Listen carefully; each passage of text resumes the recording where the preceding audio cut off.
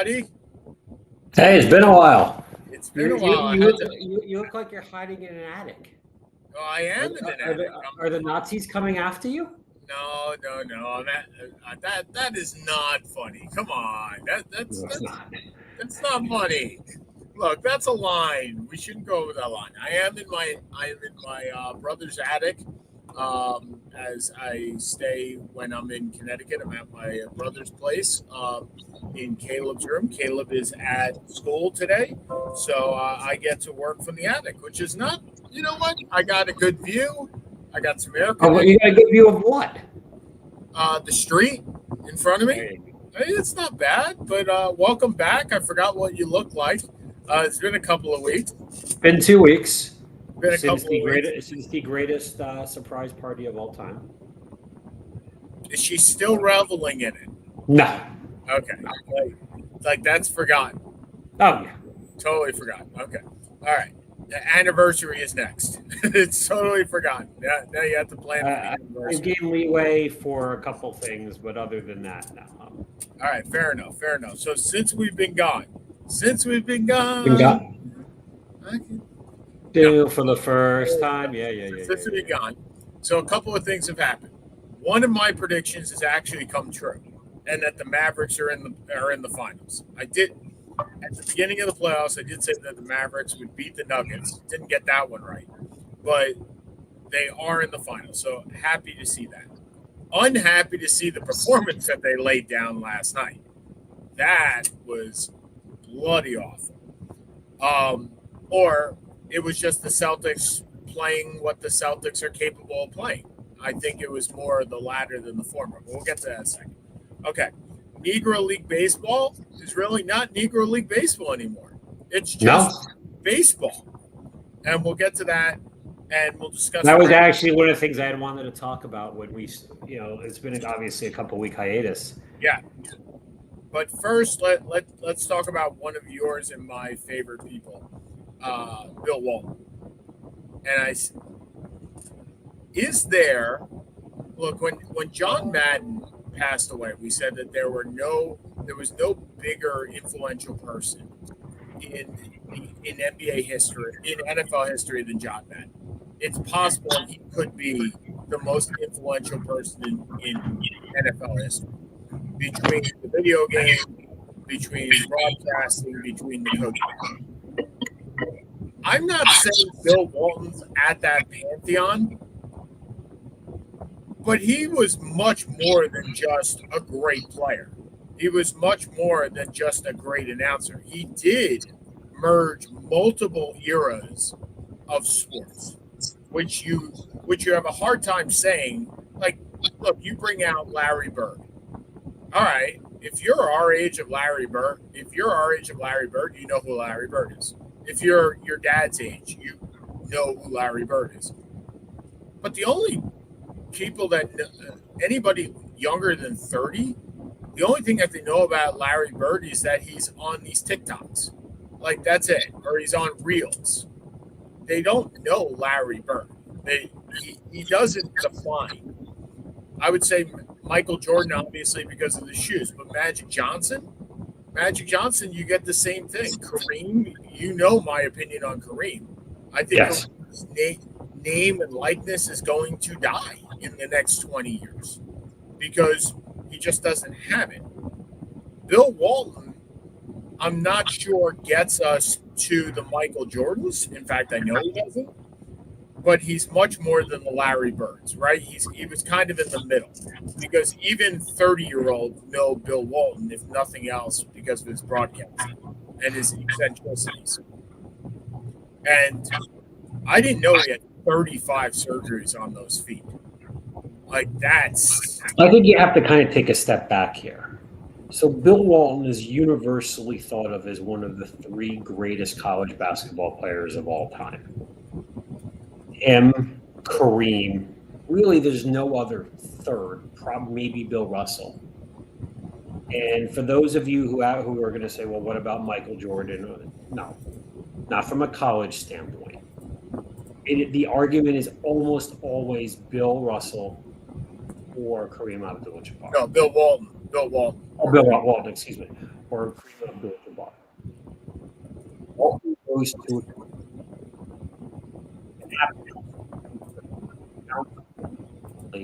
his I guess third year, they win the title over the Dr. J led 76ers.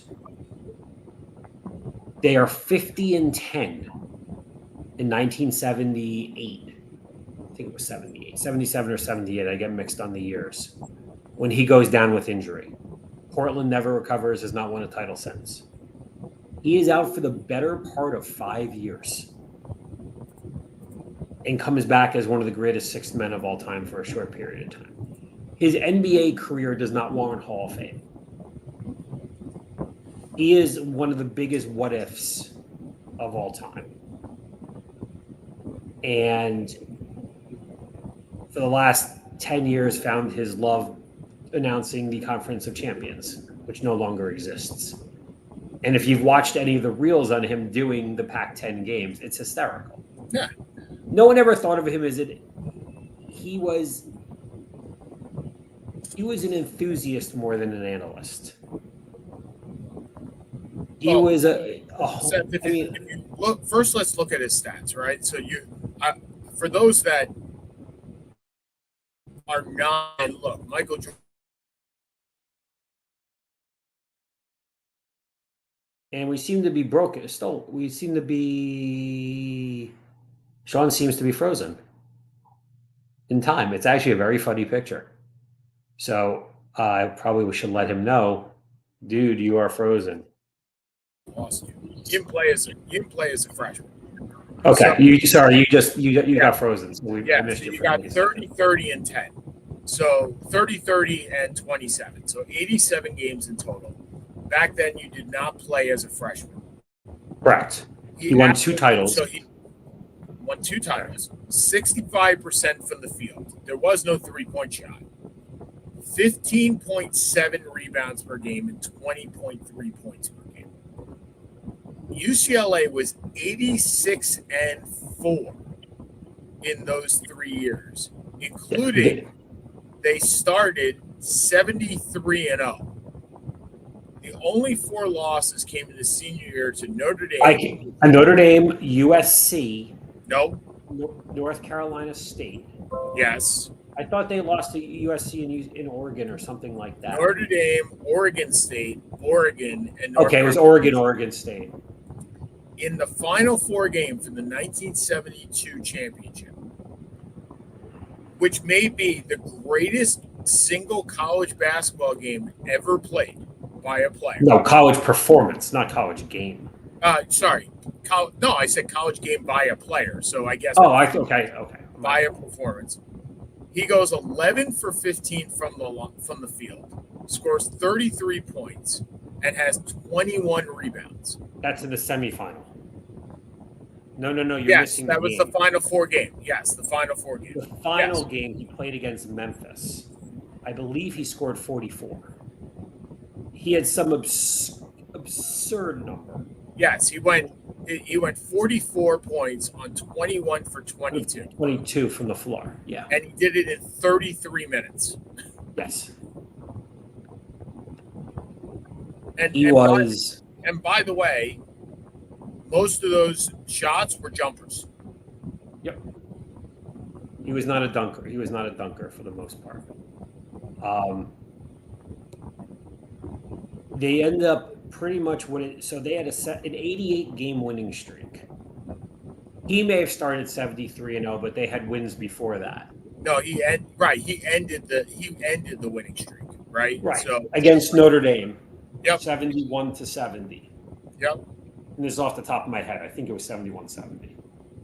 And in the senior year, Wooden has said that pretty much he lost control of the team because these guys had won 2 championships in a row. They're in UCLA in the middle of counterculture in the late 60s, in the early 70s, and they didn't have the discipline that they had previously. Hence the loss on the road trip to Oregon State. The NC State game NC State, David Thompson is an all-time great college player. Tom Burleson was a college Hall of Famer. Or I don't know, they don't have a separate college basketball Hall of Fame, but he would have been Monty Tao was the point. They were a very, very good team. You know who their starting power forward was? You'll know the name, but not for basketball. Tim Stoddard. The baseball player? Yep. The pitcher for the Padres. For the Orioles. Yep. Yeah.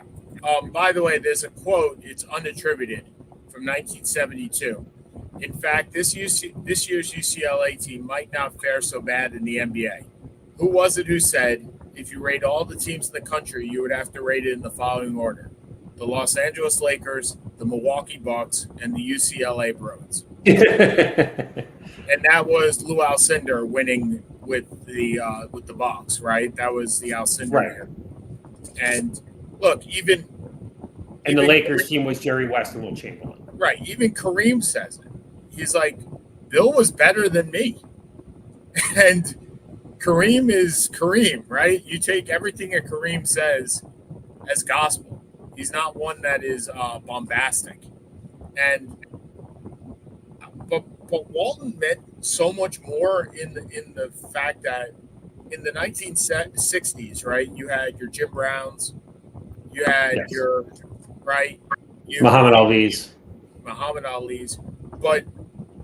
and we don't generally talk race here on the Seth and Sean Sports Radio Show. However, there were no white people doing that. They were all black. And here we are with the most dominant and popular athlete. It would be just like LeBron James. It would be just like Michael Jordan in the 1970s. This was the guy. You were not going to say, John Wooden was not going to say, by the way, I'm going to bench Bill Walton. Like, it just didn't happen. And he didn't. He let him live. And you're right. He is one of the biggest what ifs, if not the biggest what if, in NBA history. He's the best. We talk all the time about Kevin Love and the ability of Kevin Love to pass. And Kevin Love is a tremendous passer. Don't get me wrong. But Kevin Love's the best outlet passer since Bill Walton. Like, he's not better than Bill Walton. And the only one that's comparable was Arvydas Sabonis, who we never saw. I was actually gonna say Russell as an outlet passer, and maybe Jokic as an overall passer.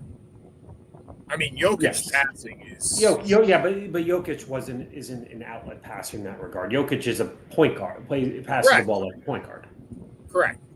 So I mean, right. So, and it's you can take solace in the fact that while Walton won his second championship, he always said that was his most enjoyable year, playing for the '86 Celtics, and not because they were such a dominant team, which they were, but more that he enjoyed getting back to playing basketball.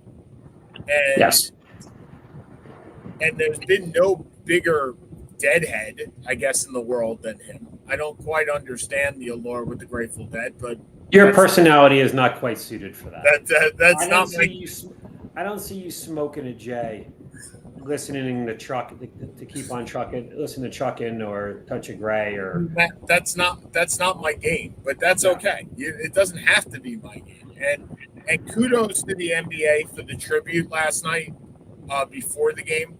Also, kudos to the Celtics for wearing Walton T-shirts, which I thought was a class act. And they had the black band on the jersey. I mean, my brother's father-in-law, we were watching the game, was like, why are the Celtics honoring Walton? He only played there 2 or 3 years. And which is true. He did. He's not known as a Celtic. He's known probably as a Trailblazer, or more importantly, as a Bruin. I'm not sure he's known at all, which is the greatest respect that you have.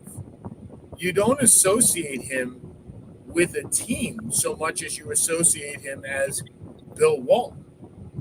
And that is respect in itself. And that means that he has moved beyond just being a player. Because if you're your dad's age, you know him as a great college player. If you're our age, you know him as a sixth man, and you know him as an announcer. Uh, and if you're younger than us, you probably know him as a deadhead more than anything else. So I mean, he Why would is, someone younger than us know him as a deadhead? because that's all that you would see him as, an announcer or in tie-dye t-shirts. An announcer, I wouldn't. Yeah, Yeah, I wouldn't think of them as a deadhead because I mean the people like the Gen Zs barely know they're not dead. I mean they're Jerry Garcia's been dead 25 years. true. So it's, I will say it's fortunate it was not a prolonged sickness. It was fortunate that, knowing everything that I know about him, which is not all that much, but public persona, he went out the way he wanted to go out, which is quick, done, and he gets his tributes from the from Dead and Company. He got his tribute last night. More power to him. Yes. Did you enjoy his announcing? I found it eccentric. There were times I wanted to turn it off. There were times I was like, I said this to my nephew last night, where he said, so my nephew has hearing aids, and he obviously has a loss of hearing. So we generally have on closed captioning when it comes to sport, when it comes to everything on the TV. And I won't watch closed captioning with sports. So I turned it off. And he looked at me and goes, Uncle Sean, I need closed captioning. I can't hear what they say. And I was like, Benny, if it's a sport, you need to hear what they say. How many times do you actually tune in to the announcer? So there are certain announcers that I definitely like more than others. There are certain announcers I don't like listening to at all. I think Walton sometimes was, I'm in the mood for a Bill Walton story. And there are times where I was like, okay, this is enough. Like, really enough. I remember him on NBA Inside Stuff with Ahmad Rashad and Summer Sanders every once in a while. I loved when he was with Steve Snapper Jones. Like, I love rest in peace. Yeah, the NBA on NBC with those two was great. I didn't like the later stuff, right, where he went on more and more tangents. I didn't watch a whole lot of Pac-12. That's a little past your bedtime. Wasn't exactly in my game. Okay, so let's move on. We got two more major subjects, a couple of minor ones to recap here, but let's go on to the Negro Leagues and the integration of statistics. So I asked my brother this morning. My brother also is a huge baseball fan, what he thought of it, and his response was, the only concern I have is why didn't they integrate all the leagues? If this is a league, if this is a major league, we have Japanese leagues, we have Mexican leagues, we have all these leagues. Why are you, if you're calling this a major league, why are you not calling those major leagues? Because these are U.S. based. Their other ones are not. Well, okay. I don't compare the basketball statistics of Real Madrid. No. If Oscar Schmidt scored 60,000 points in Brazil, which he did, yep. I don't consider him the greatest scorer of all time. Right, but you wouldn't be integrating one of the leagues anyway. You're not integrating the Continental Basketball Association into the NBA either. Agreed. But that's what he's saying. In this case, you are.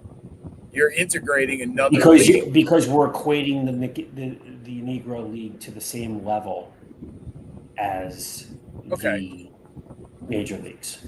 My biggest concern with this, and look, it happens. Is concern the right word? No, concern's not the right word. You're right. Concern's not the right word. And problem's not the right word either. Question? It's not even question. It's when you look at these stats, I have no problem with the counting stats, right? I have no problem with the amount of home runs. I have no problem with the amount of RBIs, the amount of wins, the amount of no-hitters, if you really want to go down that road, right? But when you get to Josh Gibson played 600 games and has a better batting average than the guy that has 3,000 games. We have minimums for years, right? 502 at bats. It's those ratio stats that I find that go askew.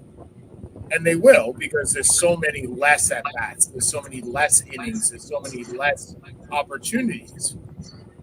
And I'm not the word trouble is not I have a hard time rationalizing it. That's the way I want to do it. Equating it, A to B. You have 75, according to the statisticians, you have 75% of all baseball, all Negro League stats available that are integrated into this database. Okay, you have 100% of all Major League Baseball stats integrated into this database. That extra 25% is kind of important, isn't it, Seth? I mean, it's not available. I get it. But if Josh Gibson went 0 for 25% in the rest of his games, he wouldn't be the leading bat. He wouldn't have the best batting average of all time. It's a no-win. That is 100% true. It is a no-win. I mean, I'll be honest, when I read that I was stunned. I didn't know this was even a thing. Yeah, and look, there's no oranges to oranges, apples to apples comparison. Correct. I mean,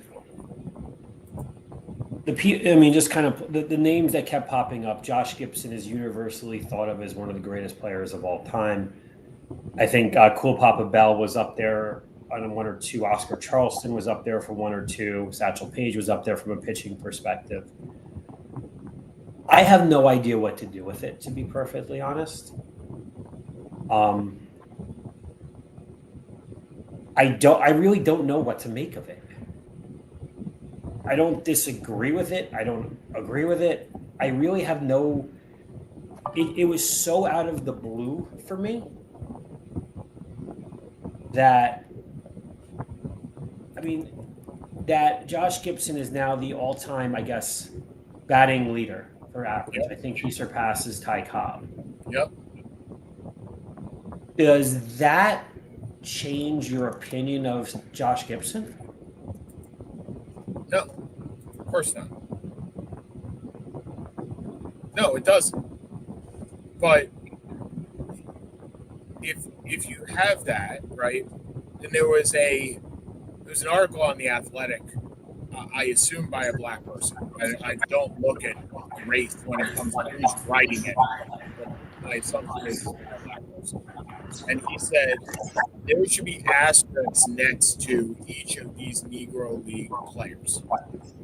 And not for a negative, but more for a positive.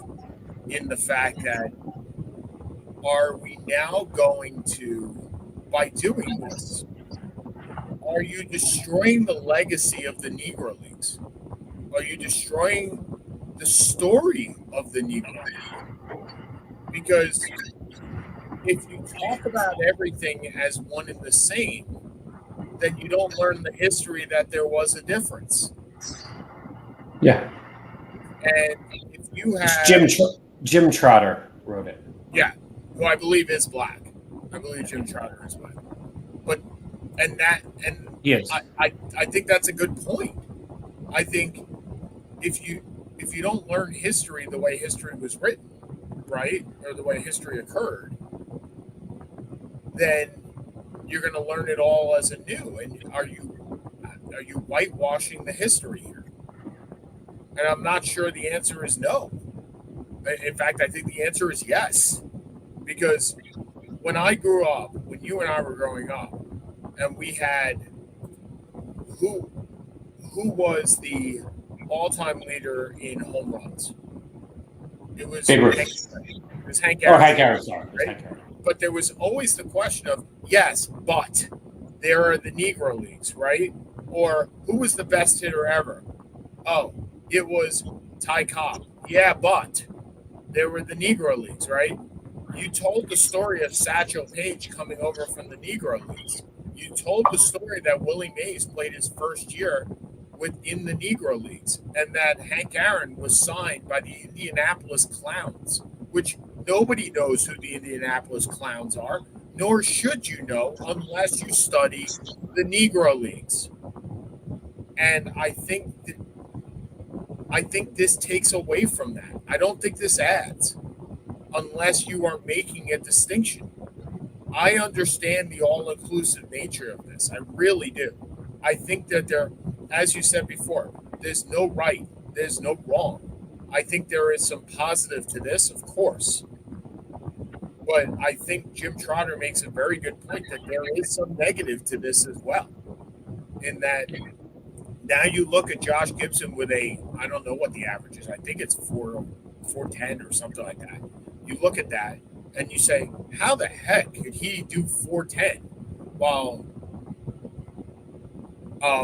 Ty Cobb is at 367?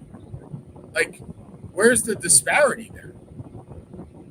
And I think that is now who's the last 400 hitter? Like, everything goes down.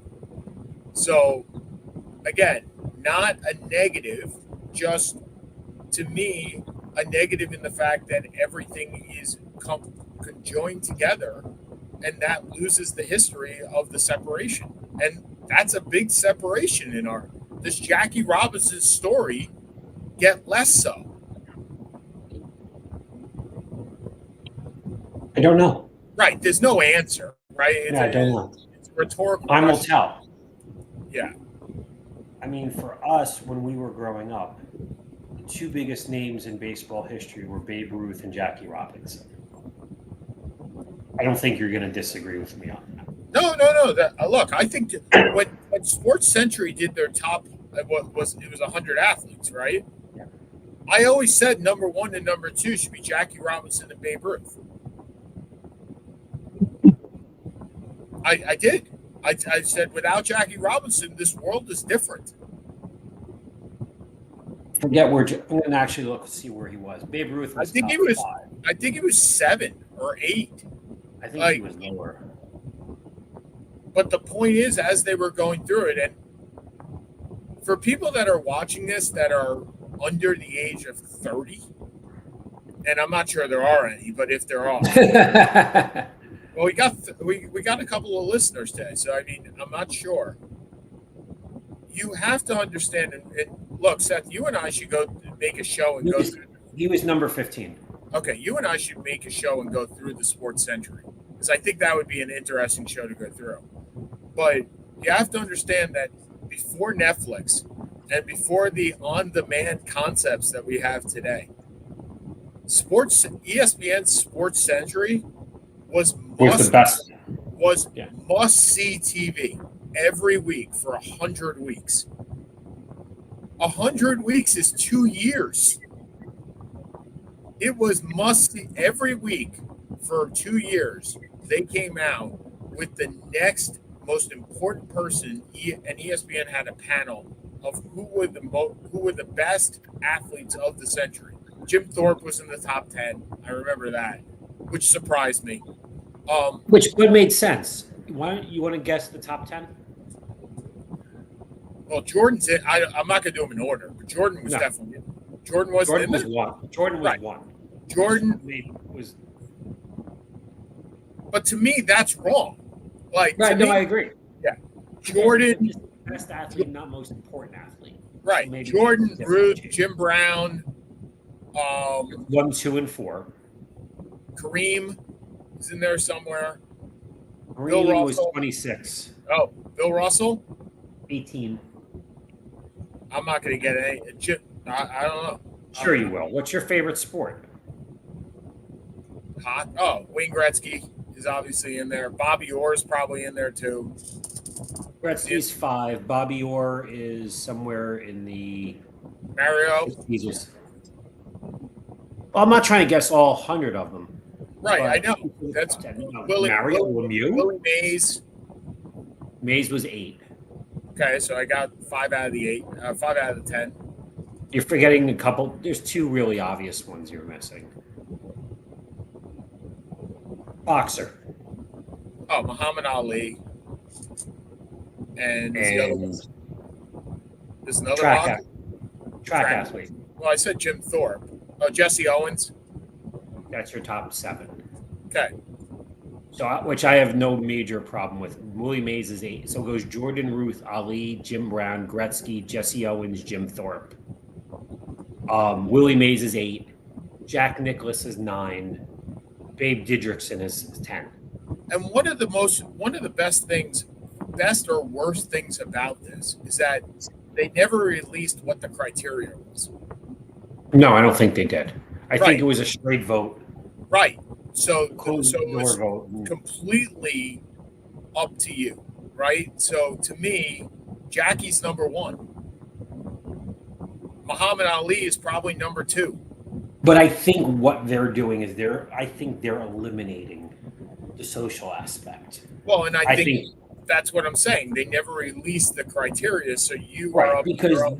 there is no way, if you're including social impact, that Wayne Gretzky's number 5. As great as look, Wayne Gretzky's the greatest hockey player of all time. I don't think anyone questions that. But Oh no, talk to some people in Boston. They question that a lot. All right. There's 20 people in Boston who think it's Bobby Orr, and there's 10 people in Pittsburgh who thinks it's Mario. Yeah. Well played, my friend. That is spot on. But let's be honest. Other than, and you and I have discussed this, other than Wayne Gretzky and as a relief pitcher Mariano Rivera, there is never a consensus on anything from a greatest position standpoint. Jerry Rice has Don Hudson. Jim Brown has Barry Sanders. Babe Ruth has Ted Williams or Willie Mays or whatever you want to call it. Jordan has LeBron. But did Gretzky have any real impact? Right. Maybe bringing hockey to a bigger audience in the United States when he was traded to the Kings. Yeah, the West Coast hockey, Arizona does not exist. Not that Arizona exists now anyway. Doesn't really exist now anyway. Utah does not exist. Anaheim does not Sharks exist. Don't exist. Sharks don't exist. The Kraken don't exist. The U.S. West Coast based hockey beyond the Kings does not exist. Colorado Avalanche don't exist. Like these are just not teams that would exist. Colorado was Quebec. Right, but they had lost the team. Remember, they had lost the Colorado Rockies to the Devils before Gretzky got there. There was no West Coast hockey. They had lost West. So to your point, that's what his influence was. That's not a great influence. I mean, that's an influence. Well, it's not a bad look. It's an important influence on hockey. He's the greatest hockey player of all time, and that was his impact. Right. He did not have a social impact for the most part because it wasn't his personality. Correct. And the timing on it, to be honest, in the mid 80s when he was in his prime, that wasn't really it wasn't the 60s and 70s, it wasn't the 2010s. Correct. Where it was kind of that in between nothing land.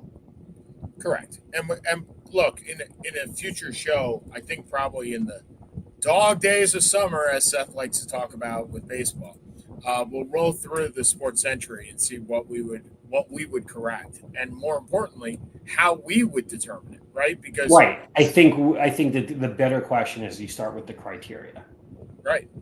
Because if it's straight sports and there's no outside, and also who else would this came out in 2000? Oh, right, all right. Well, and if it's straight sports, I mean, is Jordan still number 1? Well, that's the question. Right, because you can make the case that Gretzky could be number 1 or Jim Brown could be number 1. Yeah. If it's just. So, anyway, I don't know how we got on Sports Century, but it's a good time. ESPN should be thrilled. They haven't publicized this in years. And you know what? It was, like I said before, you and I think were seniors in college. No, 2000. So I was in law school. I knew I was still in school. I didn't remember when. And I remember going to a sports bar to watch this because it was like, okay, it's going to be on every TV because it was put on, I believe, a Tuesday night. Like it was put on a night where there was no sports. So it was must-see TV over and over and over again. And you'd look at the ticker and go, all right, who's left? Right? That was the key, was you got through 65. You got 35 left. Who are they going to leave out? Because there was always going to be that 1 or 2 people that you were like, they need to be in here. and yet they haven't been in the first 65, and they're definitely not going to be in the last 35. So who did we leave out? And I don't know if Walton's even on there. He's not. Okay. I'm looking through it right now. And if it's straight sports, that's true. He shouldn't be on there. If it's impact, well, is John Madden on there? No, he wasn't an athlete. They don't have coaches. Okay, so it's no coaches either. Okay. I really don't remember it, and that's okay. I just knew Jackie was way too low. Like in my world, again, Jackie was way too low. But I'm assuming they did take some of it into account, because Jackie Robinson is not one of the 5 greatest baseball players. No, well, that's my point, right? So if they took it into account, either he's higher, or if they didn't take it into account, he shouldn't be on the list. Right. He's not even a top.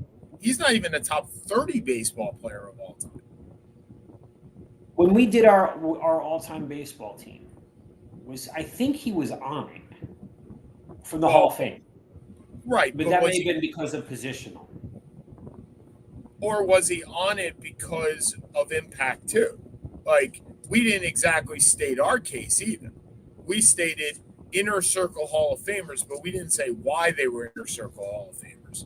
And because he would have been probably the second or third greatest second baseman of all time. Him and Joe Morgan are fighting it out for number 2. Hornsby's number 1. Yeah. Morgan is the best recent one. Oh, Morgan was definitely better than him. Yeah, I mean, but remember, Jackie didn't play second base his entire career. In fact, he played it, I think, only 5 out of his 10 years. He played third base also. And he played first base. But even just kind of playing around with it a little bit. Right. As a third baseman.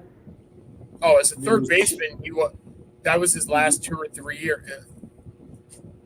Jackie was, the best equivalent to Jackie Robinson right now would be a Ben Zobrist from back in the day of being that super sub that played everywhere. That was an all-star. He played everywhere. Jackie Robinson could play everywhere. That was the genius of him, right? I'll fit in. I'm not going to stand on the ultimate team player for a guy that was treated as inhumanely as possible on a baseball field. Yeah. And if you want to see a good movie, see 42. It wasn't all true. It wasn't all true, but the whole arm around him, not exactly true. But you know what? Doesn't matter. Feel good story. Okay. We got 20 minutes. NBA Finals. You watched it. You've watched the Mavericks. I know you kind of are like, it's Kyrie. I get it. I do. You have to be impressed with what he's done on the court this He's been sensational. He's been fantastic. He's been great. I don't know what else you can say. He's a great player. I don't think anyone disputes it. And he's kept his mouth shut. And, it's funny. I'm one of those guys that I've always said that basketball athletes should be role models. Yeah. I have said this. I argued against Charles Barkley saying athletes shouldn't be role models when he said it in the 1990s. I said, that's ridiculous. But I will tell you, I can't have it both ways, right? I can't have it. You should be a role model and you should just shut up and dribble. And so I see the dichotomy in myself in that if he wants to believe that the world is flat,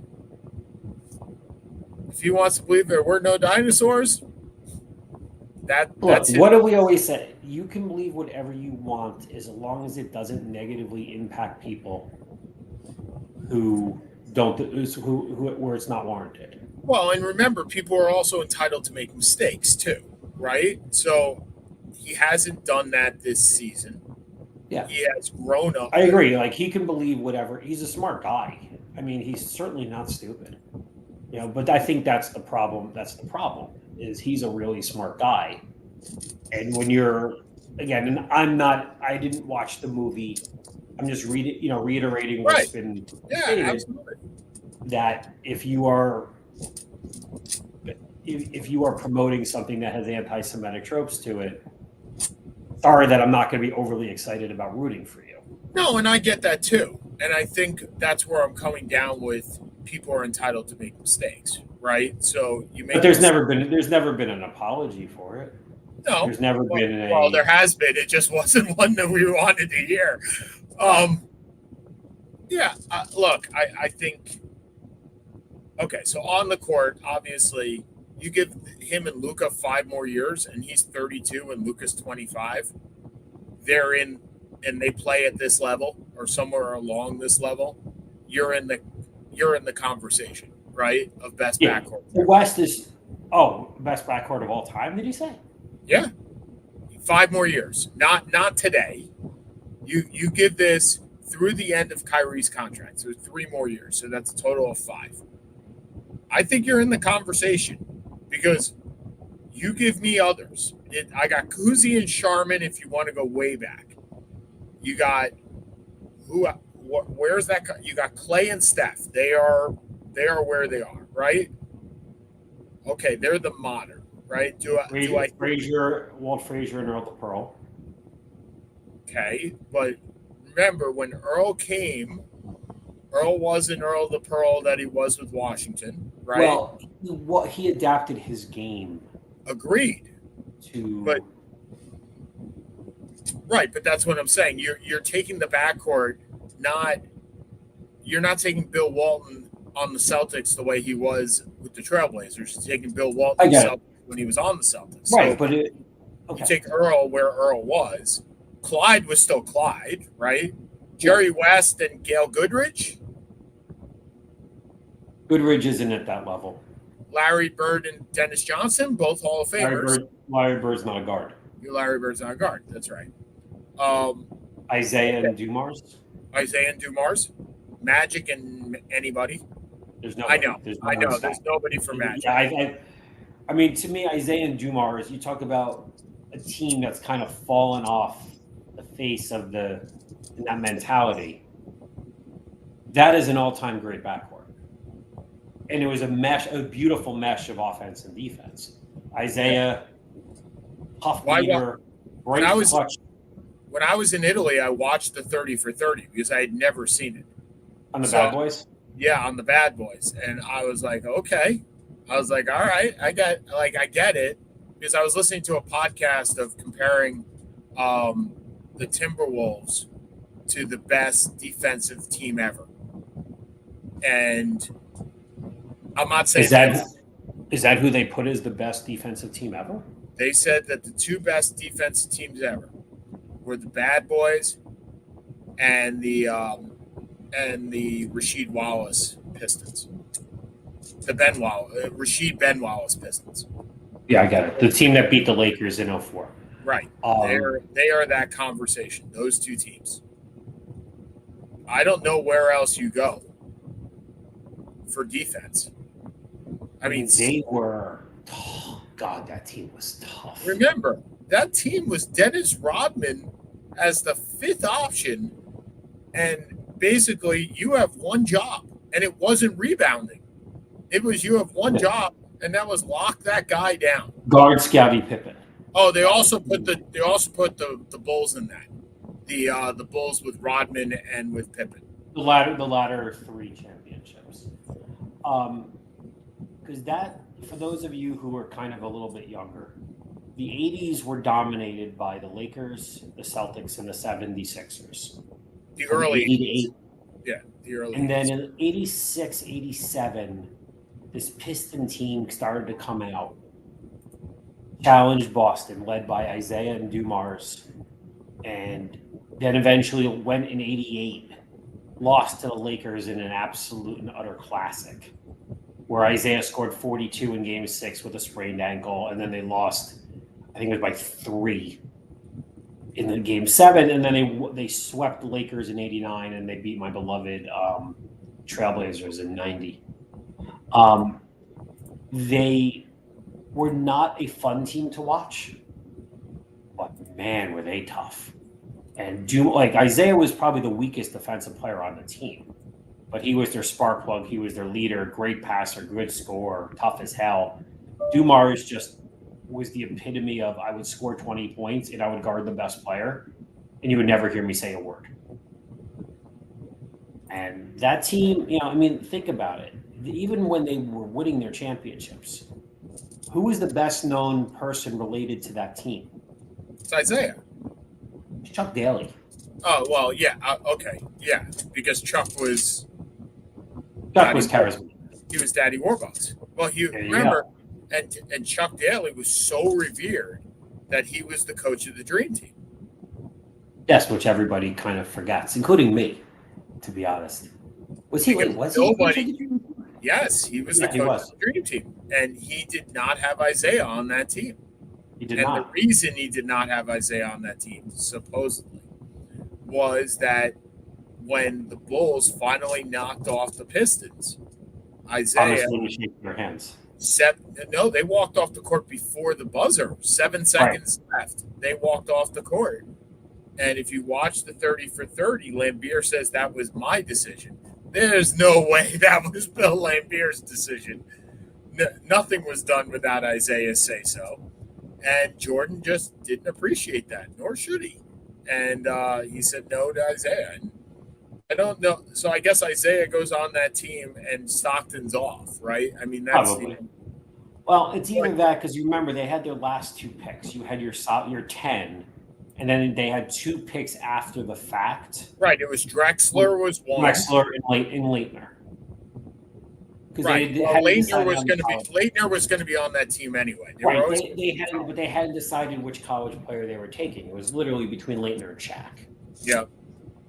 And while people may laugh about it now, remember Leitner was the greatest college player of his generation, not Shaq. So the pick made sense, and it wasn't like he was going to play at all anyway. But what's amazing is over 30 years later, there's still talk about Isaiah's omission. And now Scottie Pippen says he was the reason. He was the person who also pushed for it. This came out like a week ago or 2 weeks ago. And Isaiah was kind of incredulous, saying, look, Jordan did what he did. He's Jordan.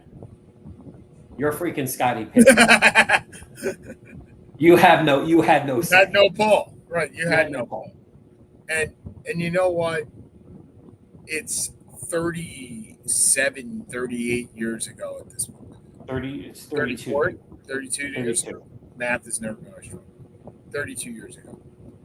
And the world was a different place, right? I mean, you can watch but yeah, when Isaiah wasn't on that team, I don't think anybody really missed him on the team. I mean, it wasn't like they needed him. But I will tell you, having another personality like that, I'm not sure would have worked anyway.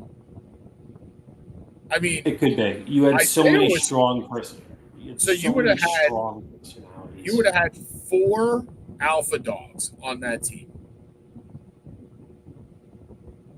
Magic, Jordan, Larry, Bird, and now Isaiah. Bird wasn't the alpha dog on that team because Bird. No, I'm saying alpha dogs on the team, not necessarily doing it on the team. They were alphas. No, I don't think Bird was at that point.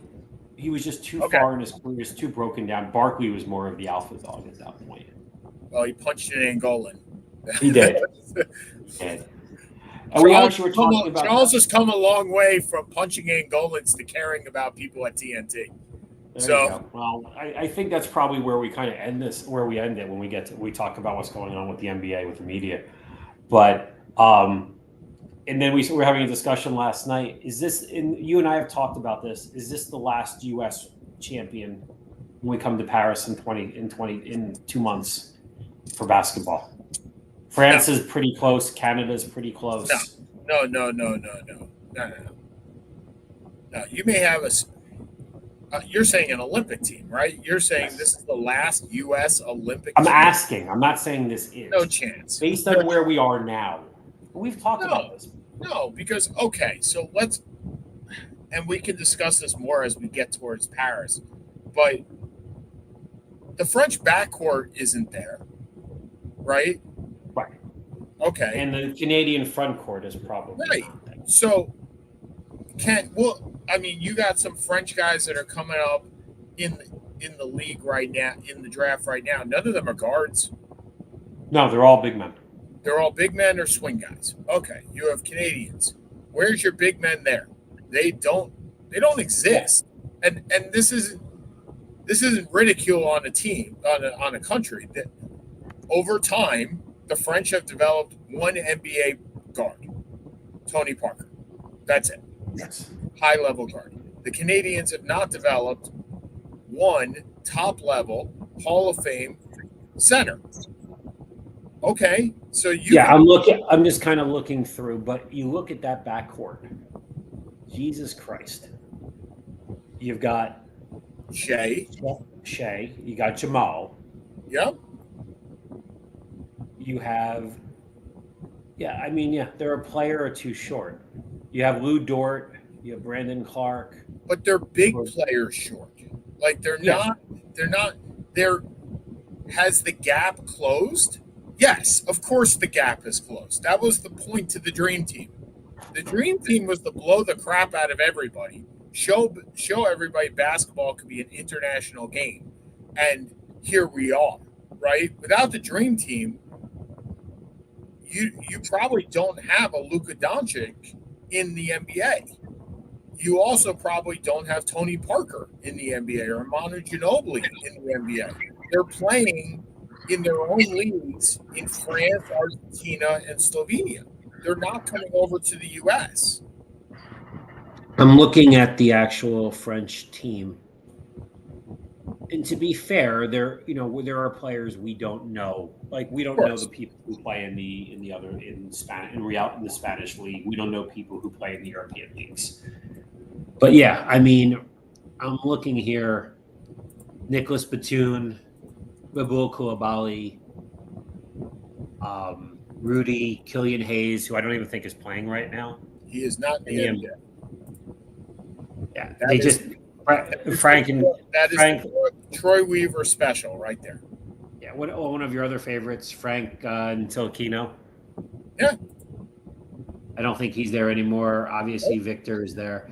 Yeah, I mean, the U.S. still has the most depth. They don't have the most They don't have the most upside players from a youth standpoint. Correct. And basketball is a team game, right? Jordan didn't win until he got Scotty and Horace. And the Pistons, we were just talking about, they are the epitome of a team, right? Both of those teams are epitomes of teams. So I think it's just a matter of, do I think that this is the last one? No.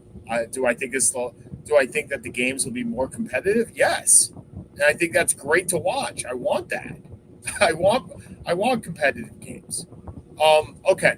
We got about 6 minutes. I do want to ask you two questions. First of all, how many games do the Mavericks win in this series? And do they have a shot? And of course they have a shot. They're in the finals, but how many games do they win, or do they win? And what is your prediction for the Edmonton Oilers versus Florida Panthers in the, my God, how long is this travel and NHL?